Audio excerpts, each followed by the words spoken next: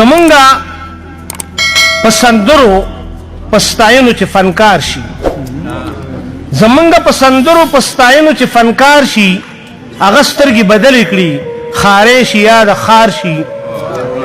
زمونږه په چندو او زکاتونو چې مالدار شي، زمونږه په چندو او زکاتونو چې مالدار شي، هغه د علم پلار د جنتونو ټیکدار شي.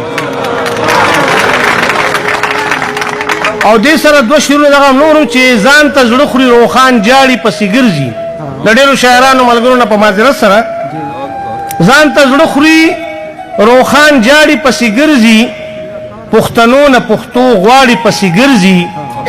دې نه لویه به د فن بې قدري سوي، دې نه لویه به د فن بې قدري سوي چې شاعر مې سندرغاړي پسې ګرځي.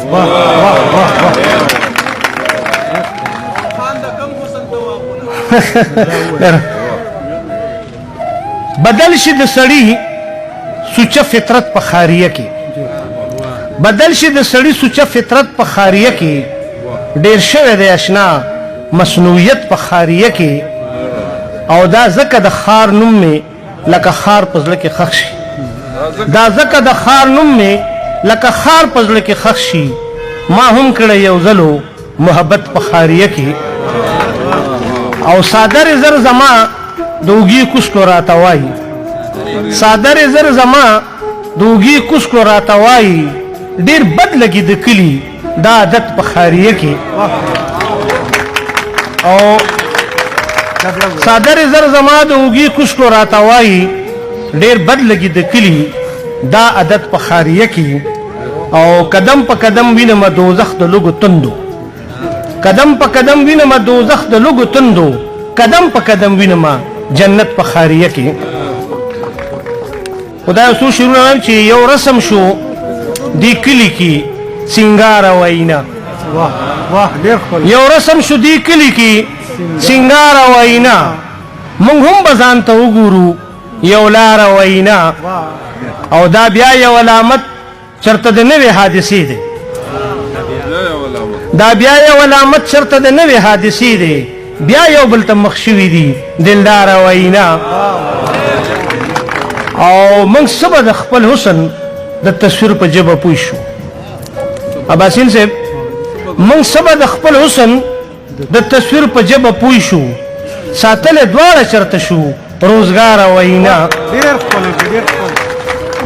او اوس نور زما د ژوند د کور په تاخ کې پاتې سدي، اوس نور زما د ژوند د کور په تاخ کې پاتې سدي، یو ډوبه تنهایی ستا انتظار او وینا.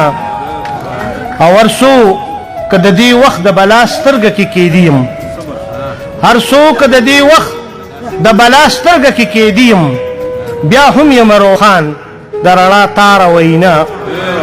او دغه دوه څلور شعرونه حمزوي په دغه باندې چې روخان د کوم حسن طواف ونکړو، روخان د کوم حسن طواف ونکړو، خو د دې هیڅ چا اعتراف ونکړو. اول ته په دې ټکي څوک نه پوهېدل، هلته په دې ټکي څوک نه پوهېدل، ځکه ما ذکر د انصاف ونکړو. او مزره هلته په دې ټکي څوک نه پوهېدل، ځکه ما ذکر د انصاف ونکړو. ورسره هیڅ نوې خبره نه وه، ورسره هیڅ نوې خبره نه وه، ورسره هیڅ چا اختلاف ونکړو.